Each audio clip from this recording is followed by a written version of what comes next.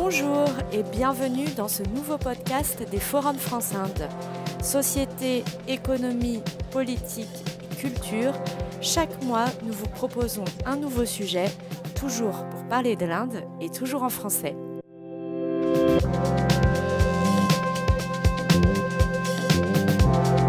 Vous pouvez aussi nous retrouver sur notre chaîne YouTube et bien sûr sur notre site internet. Pour le trouver, tapez les Forums France-Inde sur Google et vous pourrez même vous inscrire à notre newsletter mensuelle.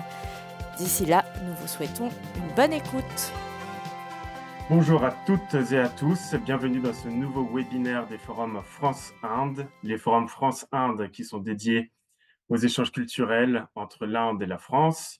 Le numéro de ce soir traitera des villes indiennes de Ranipet à Mumbai.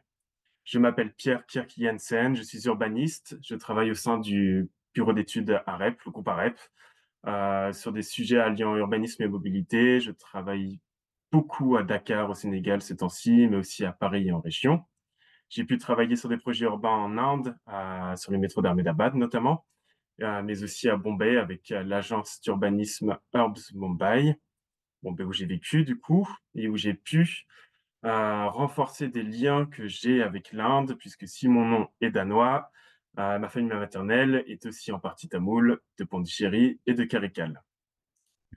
Donc sans plus attendre, nous traitons ce soir donc de la ville indienne, sur l'Inde, ce vaste pays, le pays le plus peuplé au monde, qui a la particularité, cette singularité même, d'être un pays essentiellement rural, puisque 70% de sa population est encore considérée comme rurale, et qui pourtant est le socle d'un fait urbain tout à fait important.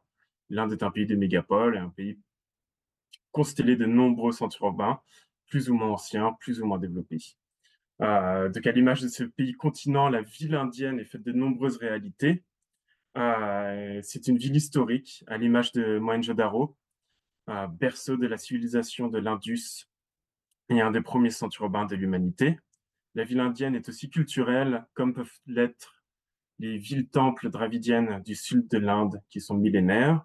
Elle peut être aussi impériale et métissée.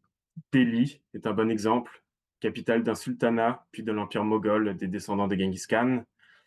L'anglo-britannique Calcutta, capitale éphémère d'un empire britannique colonial. Ou Pondichéry, tout à fait tamoule, mais un petit peu française et un petit peu vietnamienne même, une ville créole. Donc la ville indienne possède plusieurs formes, elle est multiforme. Elle est magnifique, elle est chaotique, elle est pleine de vie, elle est polluée. À Mumbai, les plus chics quartiers art déco côtoient les plus denses bidonvilles, tout cela surplombé aussi de tours de verre et d'acier. Et à propos de Mumbai, anciennement Bombay, l'écrivain Vais Naipaul nous décrivait son arrivée dans cette ville. Donc l'écrivain Vais Naipaul, trinidien d'origine indienne, nous racontait que Bombay continuait à se définir. Des appartements de part et d'autre de la route, des immeubles en béton moisis aux étages supérieurs par le climat de Bombay. L'excès de soleil, de pluie, des chaleurs, noirâtres aux étages inférieurs, comme salis par la foule au niveau du trottoir. La crasse humaine paraissait gagner vers le haut et laisser ses marques successives, comme la marée en montant à la rencontre du moisi. Bon, portrait assez dur, assez prenant de Bombay. La ville indienne ne laisse pas indifférent pour les Indiens, mais aussi pour les étrangers. Pour parler de cette réalité, de cette multiréalité, nous avons choisi de présenter la ville indienne sous le prisme de 4 grandes thématiques. On se demandera premièrement quelle est la singularité de la ville indienne, comment l'Inde rurale s'exprime dans les plus grandes mégapoles, comment vit-on dans les villes indiennes, quelle est cette réalité pour quelqu'un qui a 20 ans, par exemple, dans les villes indiennes, et enfin, comment les villes indiennes abordent leur relation avec leur environnement, jusqu'à leur capacité de résilience, s'ils en ont, avec le réchauffement climatique, le changement climatique. Donc, pour en parler ce soir, nous avons le plaisir d'être rejoints par 3 académiciennes et praticiennes, Kamala Marius, Emmanuel Rombach et Marie-Caroline Saglio. Et bien sans plus attendre, je vais présenter Kamala Marius. Donc, Kamala Marius, vous êtes géographe, maîtresse de conférences à l'université de Bordeaux-Montaigne, chargée de cours à l'Institut d'études politiques de Bordeaux et aussi de Strasbourg. Vous êtes chercheuse associée à l'Institut français de Pondichéry et vous êtes aussi d'origine indienne. Vous êtes française, un peu indienne, totalement indienne. Je ne peux pas dire peu de place. Vous avez publié des ouvrages comme Les inégalités de genre en Inde, récemment aux éditions Cartala, mais aussi L'Inde, une puissance vulnérable. Donc, Kamala Marius, je voulais vous demander quelle était votre ville préférée. Nous en avions parlé récemment et c'était peut-être sans surprise la ville où vous avez le plus d'attaches familiales, sentimentales, la ville où vous avez vécu peut-être le plus de choses, qui est Pondichéry. Une ville magnifique, Ma ville. superbe. Ensuite, nous avons Emmanuel Romba, architecte diplômé d'État. Vous êtes associé de l'agence G à Strasbourg et vous êtes aussi signante à l'École nationale supérieure d'architecture de Strasbourg depuis 2006. Vous avez développé des échanges avec votre avec l'université d'architecture de Bombay, et vous avez développé du coup des liens assez forts entre les étudiants indiens et français. Emmanuel, je vais vous poser les mêmes questions. Quel est votre sentiment vis-à-vis de la ville indienne, en un mot? Alors, je ne connais pas toutes les villes indiennes, mais les villes indiennes que j'ai eu la chance de découvrir, pour moi, se caractérisent par leur intensité et leur dynamisme. Ouais. Et quelle ville Alors, préférée? je vais dire Mumbai, Bombay. Ouais. Bon, ça tombe bien, on va en parler de Mumbai. Et enfin, nous avons Marie-Caroline Saglio, anthropologue et psychologue, professeure en anthropologie à l'INALCO, psychologue clinicienne au Centre national de psychotraumatisme de Paris-Nord. Vous êtes l'autrice de nombreux ouvrages, mais citons notamment un ouvrage en anglais, Dharavi from a Megaslum to an Urban Paradigm, et Intouchable, des bidonvilles des travailleurs du cuir. Et enfin, très intéressant, un roman qui est paru l'année dernière, Bombay, une série d'histoires vraies, romancées. Bonsoir Marie-Caroline, est-ce que je peux vous poser les mêmes questions? Un sentiment sur la ville indienne, un mot? Bonsoir Pierre, merci de cette invitation. J'ai une passion pour les villes de la région du centre, hein, du Décan, autrement dit Pune et Bombay, dans lesquelles j'ai habité. Et pourtant, ce sont un petit peu des villes contraires, on va dire. Et si je devais résumer, peut-être Bombay pour moi, qui est donc la ville héroïne de ce roman, hein. Ouais, Eh bien, je reprendrai l'image de Henri Michaud lorsqu'il parle du continent insatiable. Pour moi, Bombay, c'est la ville insatiable. très intéressant. Bon, on va parler de tout ça. Et sans plus attendre, on va commencer sur notre première partie. Je vais laisser la parole à nos intervenantes. Euh, Ouvrons sur ce qui fait la singularité de la ville indienne. Kamala, comme vous l'avez dit, vous êtes académicienne, vous êtes aussi pondichérienne d'origine, vous avez votre point de vue scientifique et sensible. Est-ce que vous pouvez nous parler de la ville indienne, de sa singularité? Oui, j'ai envie de dire, tout d'abord, finalement, on a l'impression que l'Inde est très rurale, mais en fait, elle s'urbanise extrêmement vite, surtout, depuis le tournant de la libéralisation économique des années 90-2000, où là, on assiste à une accélération, en fait, de l'urbanisation, une transition urbaine beaucoup plus rapide. Et c'est vrai que 45 de la population active est toujours en milieu rural, hein, travaille toujours dans le monde rural, mais c'est une tradition et je pense que même malgré la modernisation, la mécanisation, on a une population rurale encore importante et surtout une population active, hein, ce qui n'est pas du tout le cas, par exemple, dans nos pays du Nord, hein, si on veut comparer. Et donc, depuis le tournant de ces années 90-2000, les villes sont devenues vraiment le moteur de la croissance économique. Et on l'a vu à travers plusieurs programmes. D'abord, c'était le Jawaharlal Nehru Urban Renewal Mission en 2005 avec Manmohan Singh et après en 2015 avec Modi, avec ses fameuses 100 Smart Cities. Et voilà ce qu'on peut dire. Cependant, c'est vrai que c'était l'un des 650 000 villages, mais depuis le dernier recensement qui date de 2011, on attend toujours le prochain, hein, puisque ces recensements ont lieu tous les 10 ans, depuis 1872. Ça date des Anglais, d'ailleurs, c'est un peu eux qui ont peut-être donné forme à ces formes urbaines, en disant ce qui était urbain ou pas urbain. Il n'empêche que, au dernier recensement de 2011, on avait 53 villes millionnaires. Et je pense qu'on en a peut-être presque une centaine aujourd'hui, si on tient compte à la fois je dirais, du recensement officiel, mais aussi de l'étendue du bâti, hein. Parce que D'accord. finalement, ce qui est intéressant en Inde, on le voit avec Mumbai, même si Mumbai est contraint, comme vous allez le voir, mais dans pas mal de villes, Delhi par exemple, c'est étalé de manière très impressionnante. Donc si on prend en compte comment en France, par exemple, de la continuité du bâti, on n'a plus du tout la même vision de l'urbain, hein. L'urbanisation est beaucoup plus importante. Et effectivement, officiellement, on dit qu'il y a à peu près 500 millions d'urbains en Inde, mais à mon avis, si on prend la manière dont nous, on a travaillé avec des collègues du CNRS sur une base de données, on est sans doute aujourd'hui à 600 ou 700 millions, presque à 45-50%. Puisque déjà, avec nos travaux, on avait montré un peu cette urbanisation très importante. Ce qui nous avait frappé en croisant justement les données du recensement et Google Earth, tout simplement, hein, donc c'est facile avec Google Earth, vous pouvez dessiner la continuité du bâti. Ben, on s'est rendu compte, d'une part, effectivement, on parle toujours des mégapoles, hein, ça c'est sûr, de ces villes que vous voyez sur la carte, Mumbai, Delhi, Calcutta, aujourd'hui Hyderabad, Chennai, Bengaluru, mais en fait, il y a aussi l'émergence de toutes ces petites agglomérations, hein, de 10 000 habitants et au-delà, qui est massive si on tient compte de cette continuité du bâti, parce qu'il y a tous les villages qui sont englobés. Et en fait, on a l'urbain et le rural, c'est difficile de faire une coupure entre l'urbain et le rural. C'est la spécificité de l'Inde, mais aussi d'autres pays asiatiques, hein. On voit bien cette continuité. On parlait de Desakota, c'était un collègue géographe qui parlait de ça pour parler de l'Indonésie. Voilà, donc c'est ce qu'on peut dire très très rapidement, hein, sur cette urbanisation qui est beaucoup plus importante si on tient compte de ça, hein, de notre base de données, hein, que vous avez vu là. Et le problème, c'est qu'en Inde, on a des définitions très particulières, hein, de la ville. Il faut qu'il y ait que 75% de la population active masculine ne soit pas dans le milieu agricole. Il faut qu'il y ait au moins 400 habitants kilomètre carré. Donc voilà, il y a plusieurs conditions qui font qu'effectivement, on a un taux d'urbanisation très bas, ce qui n'est pas du tout le cas de tous les pays émergents qu'on connaît, le Brésil, etc., la Chine, où les taux d'urbanisation sont largement au-dessus de 50% aujourd'hui. Voilà, donc c'est ce que je voulais un peu dire par rapport à ces villes indiennes. Donc, on a une très grande diversité de paysages urbains, hein. Donc, comme je disais, cette émergence massive de ces agglomérations, une grande diversité de villes, comme je disais en introduction.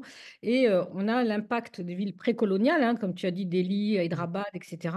Des villes plutôt qui datent des Mongols, enfin qui sont développées à l'époque des Mongols, comme on a des villes liées justement au fameux comptoir liées à la Compagnie des Indes, anglaise, française pour Pondichéry notamment, et les quatre autres comptoirs, anglaise avec Chennai, c'était Madras, c'était Bombay, Mumbai aujourd'hui, Calcutta, aujourd'hui Kolkata, hein. Donc voilà, donc on a, c'est ce qu'on peut dire un petit peu. Et aujourd'hui, on a une grande diversité, ce qu'on voit à travers l'exemple de Mumbai et Chennai, etc., où on a à la fois des quartiers anciens, traditionnels, coloniaux, l'héritage colonial. On a aujourd'hui toutes ces villes nouvelles, hein, notamment ces high-tech cities que vous avez Ouais. appelées à Mumbai, à Chennai, etc. Et vous avez Justement, je voulais vous demander, sur la high-tech city, l'Inde a un poids maintenant très fort sur les technologies nouvelles. Est-ce que ça a changé quelque chose en Inde? Est-ce que ça change quelque chose aussi sur la forme urbaine? Ah oui, complètement. Ah, c'est sûr qu'on a vraiment ces high-tech city, un peu comme on va à Hyderabad, à Chennai pour les villes que je connais bien pour y avoir travaillé. On voit vraiment ces villes, on se demande où on est, si on est à Singapour ou si on est bien en Inde. Parce que c'est Ouais, vraiment des quartiers complètement différents, avec une classe moyenne plus, et très aisée, hein, qui achète des appartements dans les condominiums. On a des gated communities où finalement on a tout à l'intérieur. Donc on vit, c'est l'entre-soi complet, hein. Donc, et et c'est en même temps, vous avez tous les saisonniers ou les gens qui travaillent dans ces gated communities, qui vivent pas très loin, soit dans des habitats précaires et qui viennent tous les jours travailler, notamment des femmes, hein. Voilà, donc est-ce ça- que du coup cette nouvelle ville indienne est presque, américaine? bah, certains quartiers, oui. Ouais, Certains quartiers, oui. Je l'ai bien vu, surtout à Hyderabad, à Chennai aussi, dans le IT Corridor, hein. On voit bien, c'était une volonté, en fait, dans les années 90, 80-90, une volonté, effectivement, de décongestionner au départ les villes, hein. On avait dit, bah, on va construire des nouvelles villes à l'extérieur. Et par la suite, finalement, comme ces villes, finalement, n'étaient pas très C'était des sortes de villes dortoirs. Par la suite, il y a eu finalement l'arrivée des zones économiques spéciales qui ont permis finalement aux étrangers de délocaliser et d'avoir. C'est ainsi qu'on a beaucoup de zones économiques spéciales en Inde et où les entreprises étrangères que vous connaissez bien, pour le cas de Chennai ou Hyderabad, vous avez Amazon, c'est le plus grand campus d'Amazon qui est à Hyderabad par exemple. Voilà, donc toutes ces grandes compagnies multinationales se sont installées là avec tous les avantages, des avantages fiscaux extrêmement importants. Et donc ça, effectivement, ça a créé de l'emploi d'une certaine manière, mais pas des emplois forcément qualifiés. C'est pour ça qu'on a Ouais, pas ouais, de ça transforme les pays. Bah, voilà. je vais passer la parole à Marie-Caroline, parce que Marie-Caroline, vous avez une expérience de l'Inde aussi vous connaissez l'Inde depuis les années 90, si je ne me trompe pas, depuis presque 30 ans. Qu'est-ce qui a fait qui a créé cette relation? Qu'est-ce que vous avez trouvé en Inde qui vous a plu? Alors j'étais passionnée par ce que disait Kamala, qui effectivement, qui a rappelé l'importance de cette croissance urbaine avec des villes qui se sont modifiées en 30 ans et où sont apparus des nouveaux modèles, hein, la question des gated communities. Alors une ville moi que j'ai vue se transformer, c'est la fastest Indian growing city, hein, qui est Pune, qui est donc cette ville qui respire l'histoire marathe, qui respire l'histoire d'un Shivaji, de l'opposition d'abord aux Moghols, puis l'histoire donc à 200 kilomètres au sud de Bombay pour ceux qui voudraient Ouais, la repérer sur la carte, qui repère ensuite toute cette front de lutte des grands nationalistes, Tilak et autres, aux Anglais. Enfin, c'est une ville qui respire l'histoire et qui en même temps, donc une ville d'héritage, comme on dit en Inde, et en même temps qui a grandi à une vitesse inimaginable, cumulant les millions. Enfin, moi, je l'ai connue, elle faisait à peine 2 millions, elle faisait 1,5 million. Aujourd'hui, elle est à bien plus de 5 millions. Donc, en fait, c'est une ville voilà, qui a grandi à toute vitesse et qui, effectivement, a laissé pour une partie de la ville sa place à ces fameuses gated communities. Donc, on a une impression de croissance extrême et en même temps, ce qui est toujours fascinant dans les villes indiennes, c'est que tout ça se côtoie. Il n'y a pas cette fracture urbaine que l'on voit, que l'on vit, par exemple au Brésil, hein, un pays dans lequel j'ai également habité. C'est pas du tout la même chose. En Inde, l'économie indienne et les sociabilités indiennes font que les quartiers très pauvres, de bidonvilles, etc., s'articulent complètement finalement à des quartiers beaucoup plus riches. Alors évidemment, on a cette, dans la vision de la ville, on passe d'un univers à un autre, hein, complètement. On passe d'un univers horizontal, grouillant de vie, à ces gated communities qui pourraient presque être anonymes, effectivement. Hein. Tu parlais de Singapour, Kamala. Mais, mais on a toujours quand même cette sensation d'une sociabilité très particulière, avec par ailleurs des attaches rurales quelquefois fortes. Enfin, voilà. Et moi, ce qui me passionne dans l'Inde, c'est finalement c'est un laboratoire des sociabilités, c'est un laboratoire pour un anthropologue qui est absolument extraordinaire, avec une richesse extraordinaire. Et la ville qui grandit continue à absorber en fait ces sociabilités, ces questions migratoires, la question des castes, la question des classes sociales. ah bah, Enfin, c'est tout à fait justement, passionnant. justement, je voulais vous demander votre point de vue d'anthropologue sur ça, parce que la ville indienne aussi, c'est ce mélange, ce melting pot total entre les migrations indiennes, les migrations de l'océan Indien. À quoi ça ressemble en fait une ville pour ceux qui ne connaissent pas? Qui sont les gens qui habitent les villes? C'est que Alors, ça, c'est peut-être une singularité. Est-ce que c'est à moi que vous posez la question toujours. Alors, ouais, donc, ouais, ouais. Peut-être chaque sur ville Bombay, est peut-être? à, oui, j'ai envie il y a une chose merveilleuse en Inde, c'est que chaque ville a un caractère très, très, très différent, a un rythme très, très, très différent. Enfin, entre la frénésie de Bombay, ultra cosmopolite, qui est aussi la ville, par exemple, des sièges sociaux en Inde, hein, c'est la ville de la vitrine économique, etc., et qui est très, très anglaise. Enfin, le British Raj est présent partout dans toute sa dans tous ces bungalows et autres gares et autres. On a en même temps, c'est pas du tout la même chose que Delhi, où on passe dans la cité des djinns de Old Delhi. Ensuite, on arrive dans cette nouvelle Delhi qui est très, très différente avec ces immenses espaces et ces lieux encore moghols. Enfin, on est à chaque fois plongé. Je crois que Chennai est encore très différent, Calcutta est encore à nouveau. Enfin, bref, on est à chaque fois dans un esprit différent, avec d'ailleurs des traditions de sociabilité très différentes. Hein. Quand on passe à Calcutta, c'est l'art de l'ada, de la conversation, c'est très intellectuel, etc. Ce qu'on va ressentir peut-être dans une autre ville. Donc, j'ai envie de dire, je crois que ce qui est si intéressant pour ces villes où viennent effectivement, vous avez parlé de migration, ce sont des villes du travail. Et Bombay, par exemple, a cette particularité d'attirer toute l'Inde. Donc, on va retrouver à Bombay une mixité, une diversité qu'on ne trouve dans aucune autre ville. Pourquoi? C'est parce qu'à Bombay, on peut trouver du travail, ce qui n'est pas le cas dans toutes les villes. Donc, et je crois que c'est ça qui est si passionnant pour qui s'intéresse à l'Inde, c'est cette extraordinaire diversité d'une ville et dans un quartier. Chaque quartier est une ville à part entière, de même qu'en Inde, un train est une ville à part entière, de même qu'un immeuble est une ville à part entière. Donc ça, on le retrouve très, très fort, oui, je crois. Ah bah c'est super. Et ça me permet de faire une super transition pour notre deuxième partie sur aussi cette singularité encore de la ville indienne avec ces villages urbains, expression de la ruralité dans les mégapoles indiennes. Euh, Emmanuel Ambach, vous avez travaillé avec vos étudiants, avec ces échanges dans des villages à Bombay. J'aimerais que vous nous parliez de ça.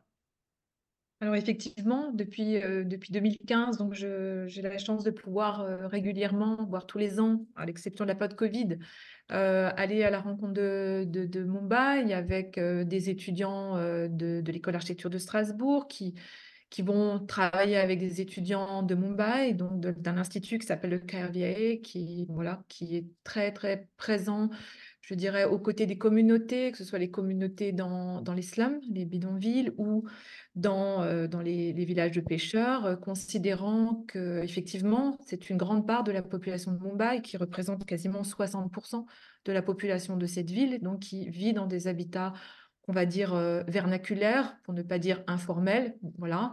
Cette carte que vous avez sous les yeux présente en rouge une cartographie schématique des slums, donc de ces bidonvilles, et puis les points bleus que vous voyez apparaître, ce sont certains villages, je dirais historiques, villages de pêcheurs ou villages agraires, qui étaient présents à l'origine lorsque Mumbai était encore un archipel avant l'arrivée des colons portugais puis anglais. Alors effectivement, aujourd'hui, eh bien, on est dans une ville, effectivement, comme l'a dit Marie-Caroline, qui attire énormément d'Indiens je pense, de tout le pays. Et en même temps, eh bien, il y a encore des villages historiques, marathis, donc des Koli-Vada, qui se retrouvent au milieu de cette urbanisation galopante qui prend plutôt la forme d'une verticalisation, un peu à l'image de ces villes, j'ai envie de dire, nord-américaines ou asiatiques, qui pousse je dirais, à chaque fois à l'occasion d'une disponibilité foncière, donc dans une logique d'opportunisme très claire, avec une pression foncière assez énorme. Et puis ces villages qui continuent d'exister parce que leur spécificité, pour parler notamment des villages historiques, est celle que le foncier appartient à la communauté villageoise, ce qui fait que quelque part, ça les protège encore un peu de cette pression, puisque si la communauté veut se maintenir à cet endroit, continue d'avoir une pratique, notamment de la pêche, peut voilà, refuser d'être. Ah, Emmanuel, vous avez un problème de connexion. J'en profite, pendant que votre connexion revient, juste de montrer à notre auditoire cette photo qui est partagée. Je crois qu'Emmanuel, vous êtes revenu. Est-ce que vous pouvez nous décrire aussi ce que c'est, ces paysages urbains? Alors là, au premier plan, on a le village de pêcheurs de Worli. On aperçoit sur la gauche des barques, des bateaux de pêche qui sont de petite dimension. Et puis au fond, hein, donc, on voit le skyline donc de ces tours qui poussent voilà, à toute vitesse au centre de Mumbai. Là, on est dans la partie plutôt centrale. Qui, je dirais, dans un premier temps, s'accrochait plutôt à la façade ouest, qui est un peu cette façade, je dirais, un peu privilégiée pour cet urbanisme vertical, mais qui aujourd'hui tente à se généraliser dès lors que des opportunités foncières se présentent. Donc, on peut considérer qu'effectivement, ces villages qui présentent, je dirais, peut-être qu'on le mesure assez mal enfin, avec cette vue-là, mais je pense que si on peut avoir quelques images qui nous montrent les ambiances de ces villages, on sent, je dirais, une qualité des constructions vernaculaires, un entretien très, très soigné de la part de ses habitants, je dirais des espaces communautaires qui sont aujourd'hui très, très vivants avec de nombreuses fêtes. Et effectivement, mais il y a une tentation aussi de la part de certains villageois, notamment peut-être parmi les plus jeunes, de faire évoluer leurs conditions de vie parce que les modes de vie ont changé. Et donc, dans certains cas, on voit des promoteurs venir faire, je dirais, l'article et essayer de vendre un projet entièrement neuf à l'emplacement de ces villages, alors qui ont pour objectif de reloger les villageois dans des structures plus contemporaines, mais souvent dépourvues de tout espace communautaire et ne respectant quand même pas, je dirais, leur mode de vie, mais surtout pour augmenter la capacité foncière en démultipliant le nombre de mètres carrés pour les vendre sur le marché privé et donc, quelque part, faire aussi disparaître ces communautés en tant que telles, quoi. Donc, on sent une pression très forte, alors notamment sur les villages qui n'ont pas bénéficié d'une protection, on va dire, au titre du patrimoine, qui n'ont pas Ça existe, été... ça, cette protection patrimoniale? Elle existe dans Ouais, certains villages du sud de Mumbai, je pense notamment d'accord. le village de Bandra, notamment. Donc des villages qui effectivement présentent une architecture, notamment, vous avez parlé voilà, une architecture qui serait indo-portugaise. Donc là, c'est une réunion publique à laquelle nous avons eu la chance de participer, où un promoteur est venu présenter un projet voilà, entièrement neuf pour la totalité du village de Machinagar, donc dans le sud de Mumbai, dans le quartier, dans le secteur de Colaba. Et donc, on voit surtout, je dirais, les hommes attablés, regardant les plans, évaluant des surfaces, des coûts, etc. Et donc, eh bien, nous, on a été assez frappés par voilà, je dirais les solutions architecturales très schématiques, très uniformes, très globalisantes et qui ne renvoient pas du tout à une prise en compte je dirais, de cette dimension communautaire, voilà, des besoins spécifiques de cette communauté. Alors, c'est une visite qui a eu lieu en 2019, avant le Covid. Nous y sommes retournés l'année dernière. Par chance, le village est toujours là. Et il n'a D'accord. pas bougé. Et ça, c'est des pressions privées ou des pressions publiques? Est-ce que c'est la ville de Mumbai qui veut changer son apparence ou est-ce que c'est juste l'appât du gain? Alors, je pense qu'il y a vraiment les deux qui doivent Ouais. on est dans une collusion des deux. Là, nous avons essayé de comprendre comment les promoteurs en étaient venus à entrer comme ça en contact avec les villageois. En fait, c'est par le biais d'un des villageois qui est un peu un des chefs du village, qui travaille à la municipalité et qui a été approché par un promoteur qui intervient dans d'autres villes indiennes. Et il s'est laissé convaincre d'organiser cette réunion publique. Et donc, voilà, on a envie de dire, on est vraiment dans une logique là plutôt privée, hein, c'est le privé avec le privé, c'est pas une réunion organisée par la municipalité de Mumbai, mais où on peut se dire qu'il y a forcément un mélange des genres, hein. Ça, c'est sûr, dans cette ville qui aujourd'hui est passée du côté du BJP, hein, donc le parti du Premier ministre Modi. Ouais. Bah, j'aimerais juste faire réagir des autres intervenantes. Peut-être Kamala, est-ce que dans les villes, peut-être Tamoul, peut-être à Pondichéry, est-ce qu'on a ces mêmes trajectoires de la ville qui se transforme aussi? Est-ce qu'il y a aussi des villages de pêcheurs, des villages d'artisans peut-être englobés dans la ville qui se Oui, transforment? absolument, hein. On a aussi des villages de pêcheurs. D'ailleurs, aujourd'hui, il y a un des villages appelé Dubraipet qui est devenu une marina, par exemple. Ah Donc, bon? vraiment, il y a un processus ouais, de développement de ce type-là, hein. Donc, on a toujours des villages de pêcheurs un peu plus loin, Vaïtikupom, Kochikupom, etc. Mais ça s'est beaucoup gentrifié, hein, de ce côté-là. Mm. Et un peu à quelques kilomètres au sud, par contre, on a toujours des villages de pêcheurs bien comme Virapatnam et tout ça. Donc là, il n'y a pas de souci. Mais il y a une évolution qui se fait très rapidement parce qu'il y a une pression foncière énorme. Donc, Mm. je veux dire, la ville de Pondichéry, elle est minuscule en fait, elle fait que intramuros, hein, la ville traditionnelle coloniale, mais pareil, elle s'est étalée énormément. Aujourd'hui, elle s'étale dans le Tamil Nadu, elle est très étalée, mais je veux dire, il y a une telle pression foncière que finalement, les prix augmentent à une allure, je veux dire, Ouais. et les gens ont tendance à vendre en se disant finalement, ça me rapporte beaucoup plus de ventes que de l'entretenir. Donc, on a ce phénomène-là qui se développe beaucoup à Pondichéry, et très, Et très fort. finalement, peut-être comme en France, la mer attire, le rivage attire. Ah oui, énormément. Je vois régulièrement le week-end, c'est une ville qui ne supporte pas autant de monde parce que c'est des milliers et des milliers de gens qui arrivent le week-end uniquement parce que faut dire que Pondichéry, l'alcool est libre. Il y a des magasins d'alcool à tous les coins de rue et les gens viennent en fait pour boire parce que c'est beaucoup plus cher déjà dans le Tamil Nadu et au Kerala et d'autres États. Il y a des États où c'est interdit. Donc, ils préfèrent faire des milliers, pas des milliers, mais presque de kilomètres pour pouvoir boire tout le week-end, hein. Donc, Oula. je suis un peu dure, mais bon, Oh, voilà, merde. c'est ce qui se passe. Bon, il n'y a Oh, pas ça, c'est forcément terrible. de violence, mais je veux dire, il y a une volonté, voilà. Et puis, il y a le côté, justement, français. Les Français sont un peu libres, donc les filles, elles aiment bien venir, comme un peu à Mumbai, hein, c'est très cosmopolite, hein, puisqu'on a l'ashram de Aurobindo qui a attiré énormément de gens de toute l'Inde, hein, dans les années 50.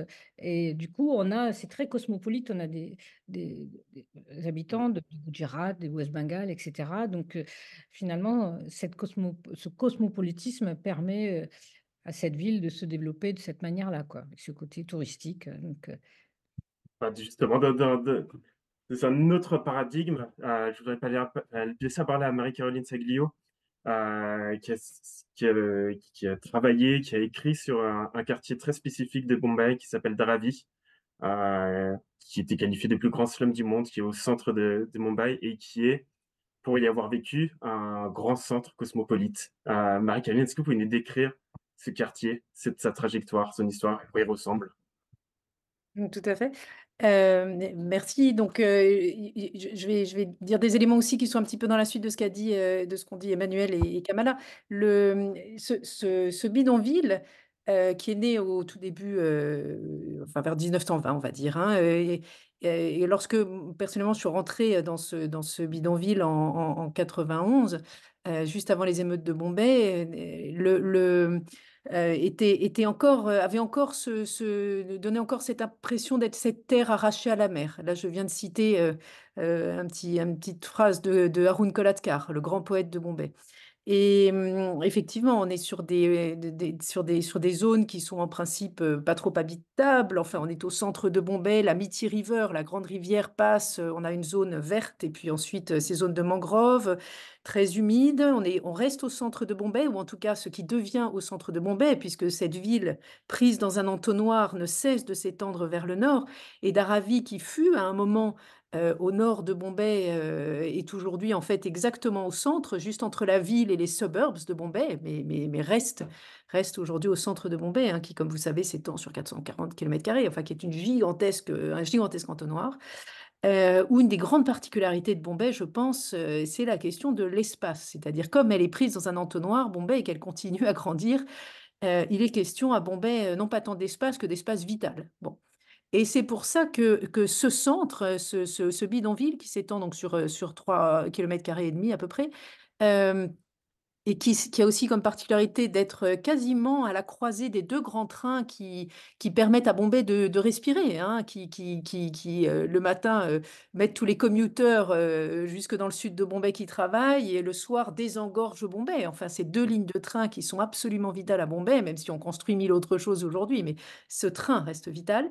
Dharavi s'est retrouvé ce territoire central. Alors, qu'est-ce que c'était au départ? Donc, un territoire que j'ai entendu appeler, en tout cas en 91, qu'on appelait encore quelquefois jungle, hein, dans ce terme jungle qui est un terme emprunté par ailleurs aux Persans, hein, comme on sait, ces zones de bois Ouais, voilà. Et donc sur ces terres assez sauvages sont arrivés des premiers travailleurs, notamment des travailleurs du cuir. À l'époque, le grand abattoir de Bombay était encore à Bandra. Et puis, donc, aujourd'hui, un quartier assez chic hein, qui est limitrophe de Dharavi. Mais cet abattoir a été déplacé dans les années 70 à Deonar, donc bien plus loin dans la périphérie nord, ne serait-ce que parce que les vents et qui charriaient les odeurs de carcasses et autres ne pouvaient pas rester. On ne pouvait pas se permettre de laisser le plus grand abattoir également de l'Inde dans cet endroit. Donc Dharavi, c'est un lieu extraordinaire. Pardon? Ouais. C'est des noyaux urbains qui sont constitués autour d'industries puantes, d'industries ingrates. J'ai Alors, l'impression. ingrate, je ne sais pas. De toute façon, il y a eu Ouais, les lois ensuite, en principe, mais qui ont en principe fait sortir les industries dites polluantes de d'accord. Bombay dans les années 90. Mais c'est vrai qu'à Dharavi, donc, de grandes communautés du cuir ont été amenées, notamment par des intermédiaires, des dalals. On retrouve là tout ce qui fait, en fait, tout ce sur lequel j'ai travaillé, qui est comment une économie se construit, mais aussi comment tout ça se construit avec la ville, avec des politiques urbaines très fortes. Et je tiens à rappeler de ce point de vue-là que Bombay et depuis 30 ans quasiment nationaliste hindou. Hein. C'est un bastion de ce point de vue-là. C'est très intéressant de comprendre pourquoi. Et que les politiques, par ailleurs, elles sont maintenant quasiment toutes publiques-privées, j'ai envie de dire. Mais voilà, vous avez des forces très importantes pour essayer de comprendre ce foncier. Dharavi va se construire par le travail, notamment le travail du cuir, qui fait venir des communautés de Tamil Nadu musulmanes, des communautés de partout, à vrai dire, et au fur et à mesure, d'autres communautés de travail. Donc, c'est ça qui est passionnant, c'est-à-dire que au fur et à mesure, sur ce territoire, arrivent des travailleurs qui se retrouvent au centre de Bombay. Et de ce point de vue-là, être au centre de Bombay, c'est une possibilité de travail absolument exceptionnelle. Hein. Comme vous savez, la question de la mobilité, la question de la centralité reste une variable d'exclusion majeure quand on est à la périphérie de quelque chose. On n'a pas accès au travail, on n'a pas accès aux services de la ville. Donc, voilà, et Dharavi donc cumule ça, va cumuler une extraordinaire diversité de personnes qui viennent y habiter. Contrairement aux villages de pêcheurs qui viennent d'être présentés, le terrain n'appartient pas à ces primo-arrivants alors qu'il devrait leur appartenir. Ce sont les premiers à avoir mis les pieds, c'est les originaux et les originels. Mais de fait, ils ne sont pas lotis comme le village Koli de Dharavi, le village des pêcheurs de Dharavi. Ce sont des terres qui ont été réclamées par notamment les chemins de fer, mais aussi la municipalité de Bombay, et toute une question donc de réhabilitation ou de poste à terme, à posteriori, de possibilité d'accéder, disons, à la propriété, a pu se mettre en place à Dharavi. Avec là aussi énormément d'enjeux immobiliers, politiques, etc., pour également gagner ce que constituait Dharavi, c'est-à-dire en fait une banque de vote au centre de Montréal absolument gigantesque. On estime à peu près un petit million, disons, la population de Dharavi, avec là aussi sur 3 km², enfin 3-4, des quartiers extrêmement différenciés, puisque vous avez le fameux quartier des Potiers qui a fait l'objet de plein de films. Hein. Kumbharbhada arrivé dans les années 40, après des incendies dans des villages gujarati, qui recréent un noyau originel, on a envie de dire un espèce de village. Vous avez le quartier du cuir, mais qui va différencier d'un côté les cordonniers, de l'autre côté les tanneurs, et il y a encore quelques-unes de ces petites tanneries cachées, qui sont encore des tanneries à la chaux, Hmm. qui ne devraient plus être là. Il y a toute l'activité du recyclage, il y a toute l'activité des vêtements, il y a toute l'activité autour de ce qui est confection d'aliments, d'ailleurs, qui est consommé directement. Les padams de Dharavi sont connus à Bombay. Enfin bref, on est aujourd'hui, Ça, c'est justement, Dharavi a ses marques. c'est quelque chose qui est assez intéressant et qui est presque paradoxal parce qu'on est au centre de Bombay, donc une mégalopole qui est vibrante, mais on a toujours ce bâti de bidonville. Et pourtant, on est aussi dans un quartier qui est extrêmement productif.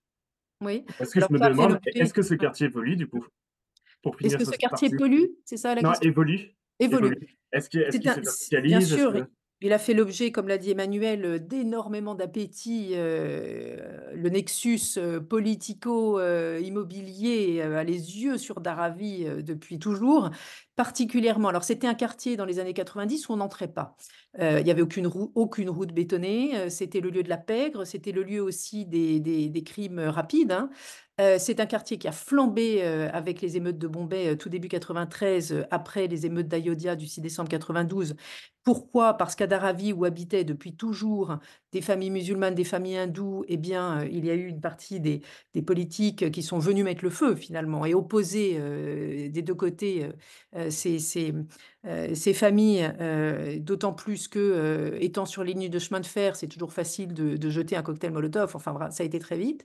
Tout ça, ça fait l'objet de beaucoup, beaucoup de livres, de récits, et cetera, ce qui s'est passé à Dharavi, pour alors que communauté à nouveau chrétienne, chrétienne de tous les de toute l'Inde, mais aussi hindoue et aussi musulmane qui se connaissaient. Donc ça a été une espèce de guerre fratricide, de l'extérieur, enfin allumée de l'extérieur qui a été terrible et qui, et depuis Dharavi, en fait, se retrouve au fur et à mesure de plus en plus intéressant. Donc il y a eu un gigantesque plan au début des années, 2000 qui a été le Dharavi Redevelopment Plan, qui pendant 10 ans a tenu toute l'Asie en haleine, hein. Qui allait racheter Dharavi, grosso modo? Donc il y a eu des zones de projet, etc. Je crois que l'institut avec lequel travaille Emmanuel, d'ailleurs, a été très, très important dans ce grand débat en disant non, Dharavi, ça appartient déjà à ses habitants, qui sont d'ailleurs très, très engagés, hein, dans le maintien de Dharavi. Et ça a fait l'objet aussi à l'international de beaucoup d'intérêt, des architectes, des urbanistes, pour essayer de comprendre comment pouvait vivre ce centre qui a comme particularité, vous l'avez dit Pierre, de maintenir le lieu de travail et le lieu de production au même endroit en fait. On travaille dans les maisons de Dharavi avec une impression d'horizontalité quand même relative, même s'il commence à arriver au sein même de Dharavi la verticalisation et même les gated communities, ce qui est assez fascinant à voir. Mais on commence à voilà, tout ça était à comprendre et au fur et à mesure alors ce plan a été abandonné, mais Dharavi reste un laboratoire et aujourd'hui, il y a une zone entière à Dharavi qui fait l'objet, de toute un redéploiement immobilier, absolument extrême. Tous les programmes de réhabilitation, se font à Dharavi. Mm. J'ai écrit enfin le livre en anglais que vous avez cité est sur cette question. Ok, bah, mais merci beaucoup. Déjà, on va en profiter pour partir sur notre troisième partie, sur comment vit-on en Inde, qui vit en Inde et comment ça marche. Bon, c'est un vaste programme, ça. Mais je vais commencer avec Emmanuel, vu que vous avez vos programmes d'échange entre Strasbourg et Bombay. Est-ce que vous pouvez nous parler de la jeunesse de Bombay? Qu'est-ce que c'est d'avoir 20 ans à Bombay, et peut-être même en Inde plus largement, de Alors, votre dynamique? je ne vais parler que de celle que je connais un peu plus, qui est quand même une jeunesse un peu particulière, parce que ce sont surtout ces étudiants qui effectivement sont là dans cet institut avec lequel je collabore.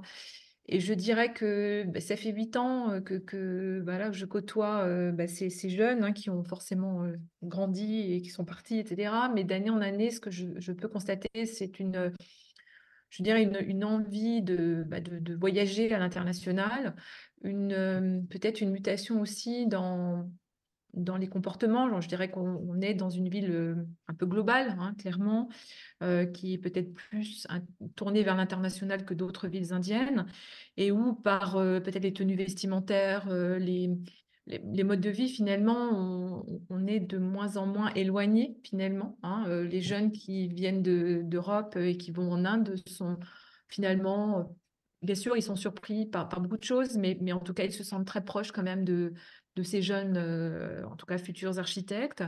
Il y a des ponts Euh, culturels, des références Peut-être communes.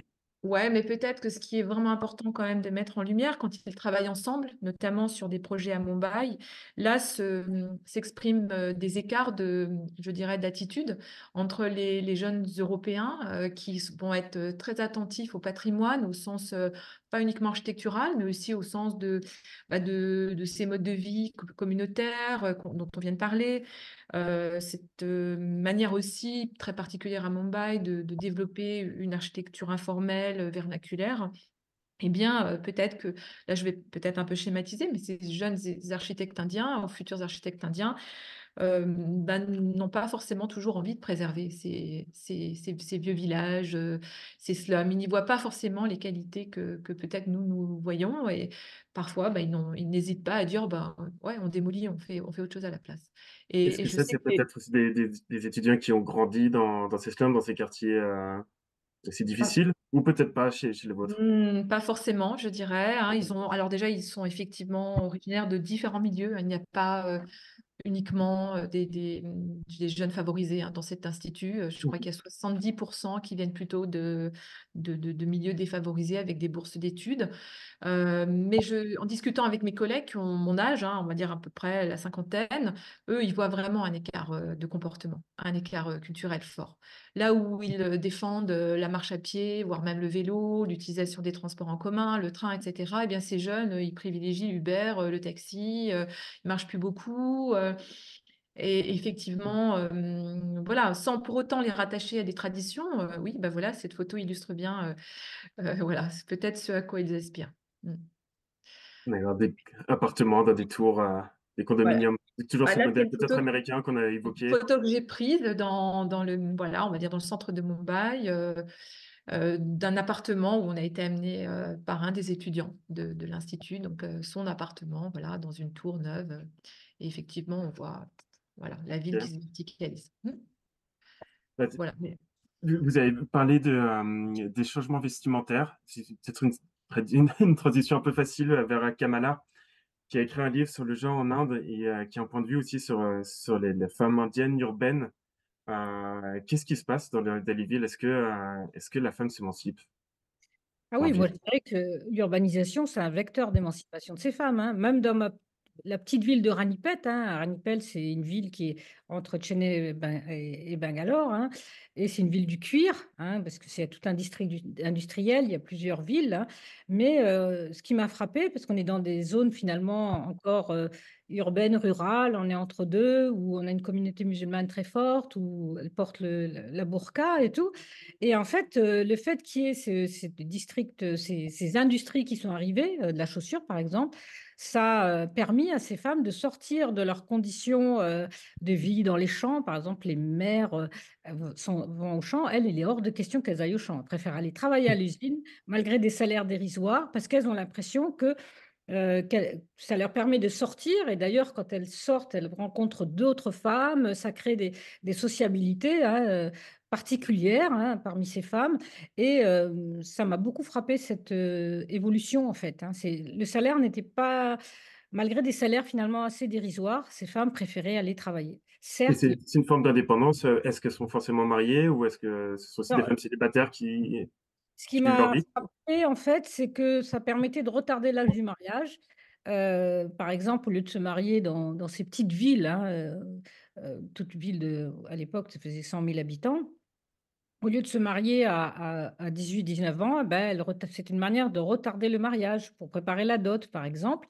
Et en revanche, dès qu'elles se mariaient, elles arrêtaient de travailler. Donc, c'est un peu le mariage, finalement, et l'arrivée d'un enfant encore plus, quoi. Donc, souvent, elles arrêtaient de travailler pendant 10 ans, 15 ans, quitte à reprendre après le travail plus tard. Mais c'est vraiment, pour moi, l'urbanisation, l'industrialisation a permis finalement cette émancipation, une forme d'autonomie, quoi. Donc ça, c'est un certain sentiment de fierté, une impression d'autonomie, surtout autonomie financière, hein. Surtout que Mmh. depuis quelques années, toutes ces femmes sont obligées toutes d'avoir un compte en banque, hein. Donc elles sont obligées d'avoir un compte en banque sans le conjoint. Ça, c'est Ah oui, intéressant. ça c'est intéressant, ouais. Ouais, avec la fameuse carte Aadhaar. Et à ce titre-là, elles reçoivent aussi certaines, subventions. Et ça leur permet, effectivement de pouvoir un peu, gérer, leurs finances, de manière autonome. Souvent, par contre, ce sont les seuls à travailler dans le ménage. Ce qui m'a frappé aussi, que c'est les hommes en général, Ah ouais? soit ils étaient partis, dans la grande ville, soit, ils ne travaillaient pas. Parce qu'en fait, ils se contentaient du salaire de leur épouse, justement. Mmh. Et ça, quelle que soit la communauté, hein, puisqu'on est dans un endroit, Ranipet, c'est une ville, comme m'a dit Charam, ce district industriel du cuir qui est traditionnellement, qui est musulmane, hein. Donc, quelle que soit la communauté, quelle que soit la caste, la classe, voilà, je veux dire, elle C'est travaille. très intéressant. Et Marie-Caroline, dans votre roman, vous avez, développé des vies indiennes, des vies urbaines. Est-ce que vous pouvez parler aussi de ça, des réalités que vous avez pu voir plus sensibles? Alors, comme je vous le disais tout à l'heure, je pense que l'héroïne du roman, ça reste Bombay.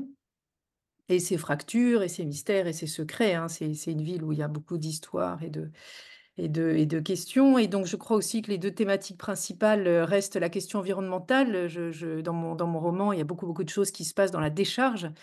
Et dans un bidonville donc, qui sont aussi des lieux, alors très stigmatisés par ces termes-là, hein, dont je viens de vous parler, mais qui sont évidemment des lieux de vie, de sociabilité. Il y a un chiffre qui courait beaucoup quand je travaillais, sur, le deuxième livre donc, qui est sorti en 2014, d'Aravi From Megaslum to Urban Paradigm. C'était 45 de la population de Bombay vit dans 8 du territoire. C'était un chiffre qui avait été, lancé par Das à l'époque, un architecte, et qui, voilà, essayait de résumer la particularité de Bombay qui est encore plus, caricaturale quelque part que, celle qu'on trouve, à Delhi ou que celle qu'on trouve à Calcutta, hein. Puisque la moitié de Bombay vivait sur des petites portions de son territoire, ça veut dire avec des densités extrêmes, et souvent sur des zones qui ne sont pas nécessairement habitables, hein. Donc j'ai travaillé en D'accord. l'occurrence.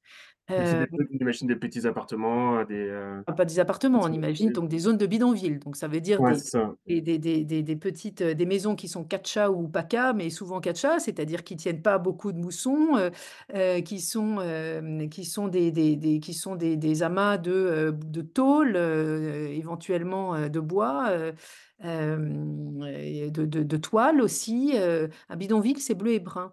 Voilà, avec ces espèces de toiles, ces bouts de bois, et cetera. Et alors Dharavi, de ce point de vue-là, si c'est là que vous avez, habité, et effectivement aujourd'hui Dharavi n'a plus cette tête-là. Dharavi est PACA. On peut même faire un deuxième étage et même un Mmh. troisième étage, et vous avez même des zones d'immeubles, comme je le disais tout à l'heure. Mais dans la zone de Deonar et du bidonville qui est juste à côté de la décharge, par exemple, autour de Govandi, Deonar, là où est le nouvel abattoir depuis maintenant une cinquantaine d'années, ce sont des vraies zones de bidonville très, très, qui peuvent être détruites par les moussons, hein. Ce sont des zones très, très précaires. Mais où ça n'empêche pas d'avoir une vie totale, alors au ras du sol, hein, avec, tous les petits métiers, une vie dehors, et cetera. Puisque la vie dehors, notamment devant les courettes des bidonvilles, est capitale. C'est là où on vend, c'est là souvent où on produit, c'est là où on dort quand il fait trop chaud. Enfin, ce sont des là, on retrouve aussi ce qui fait le village, hein. Dans un village, très souvent, on dort dehors, on met les matelas dehors, ou les charpailles, enfin, ou les espèces de lits de corde dehors.